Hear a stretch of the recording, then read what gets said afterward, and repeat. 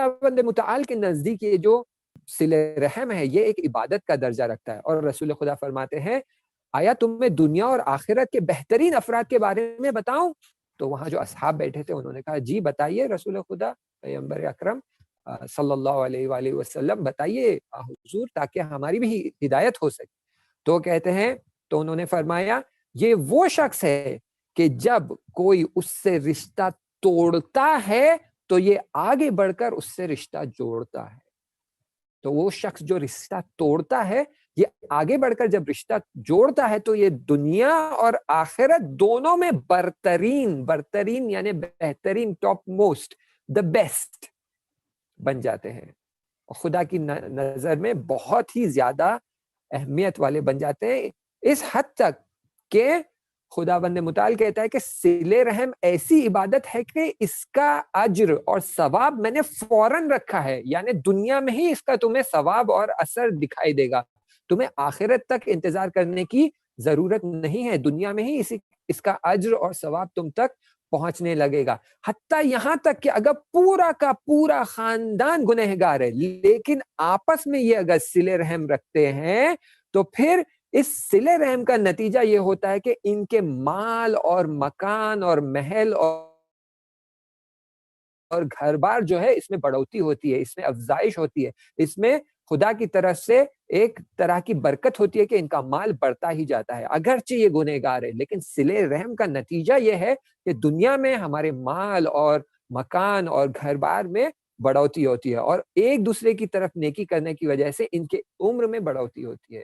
یعنی جب آپ صلہ رحم کرتے ہیں تو عمر میں بڑھوتی ہوتی ہے. یہاں پر رسول خدا کی طرف سے حدیث ہے، وہ کہتے ہیں کہ اگر کسی کی زندگی میں صرف 3 سال باقی رہ گئے اور یہ 3 سال کے بعد مرنے والا ہے، اور اس 3 سال میں اگر یہ صلہ رحم کرنا شروع کر دیتا ہے تو خداوند متعال اس کی عمر 3 سال سے بڑھا کر 33 سال کر دیتا ہے، یعنی 10 ٹائمز اس کی عمر میں بڑھوتی دیتا ہے. یعنی یہ نتیجہ ہے خود دنیا میں. خداوند متعال کہہ رہا ہے کہ اگر تم صلہ رحم کرو گے تو میں خود دنیا میں تمہیں مال بھی دوں گا، مقام بھی دوں گا، گھر بار اور تمہاری پراپرٹی میں تمہیں بڑھوتی دوں گا، اور تمہاری عمر میں بھی تمہیں بڑھوتی دوں گا. امام رضا علیہ السلام فرماتے ہیں کہ خدا نے 3 چیزوں کو 3 چیزوں کے ساتھ رکھا ہے. زکوٰۃ کو نماز کے ساتھ رکھا ہے کہ اگر کوئی زکوٰۃ نہ دے، زکوٰۃ یہاں پر وہ شرعی ٹیکس ہے، جو زکوٰۃ، خمس اور یہ ساری چیزیں آتی ہیں، یا زکوٰۃ یعنی صرف زکوٰۃ نہیں ہے، زکوٰۃ اور خمس اور فطرہ اور یہ ساری چیزیں جو دینا ہم پر واجب کیا گیا ہے. تو خداوند متعال نے 3 چیزوں کو 3 چیزوں کے ساتھ رکھا ہے، نماز کو زکوٰۃ کے ساتھ. تو جو شخص خمس نہیں پے کرتا، جو شخص زکوٰۃ پے نہیں کرتا، اس کی نماز قبول نہیں ہوتی ہے، بلکہ فتاوی موجود ہے. آپ توضیح المسائل میں اگر دیکھیں گے تو آپ کو پتہ چلے گا کہ جو شخص خمس پے نہیں کرتا، آپ اس کے گھر میں جاتے ہیں اور آپ کو پتہ ہے کہ یہ شخص خمس نہیں پے کرتا، تو آپ اس کے گھر کا کھانا نہیں کھا سکتے.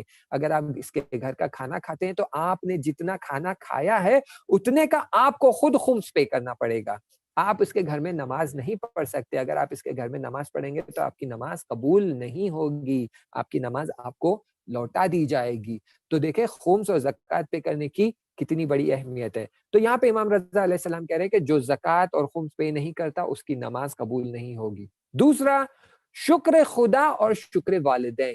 جو والدین کا شکر نہیں کرتا اس کا شکر خدا کی طرف بھی قبول نہیں کیا جائے گا. یعنی اگر وہ والدین کا شکر ادا نہ کرے اور صرف خدا کا شکر ادا کرتے رہے تو اس کا شکر لوٹا دیا جائے گا. کہا جائے گا کہ جب تک تم اپنے والدین کا شکر ادا نہیں کرو گے تمہارا شکر ہم قبول نہیں کریں گے. اور تیسرا، تقوی اور صلہ رحم.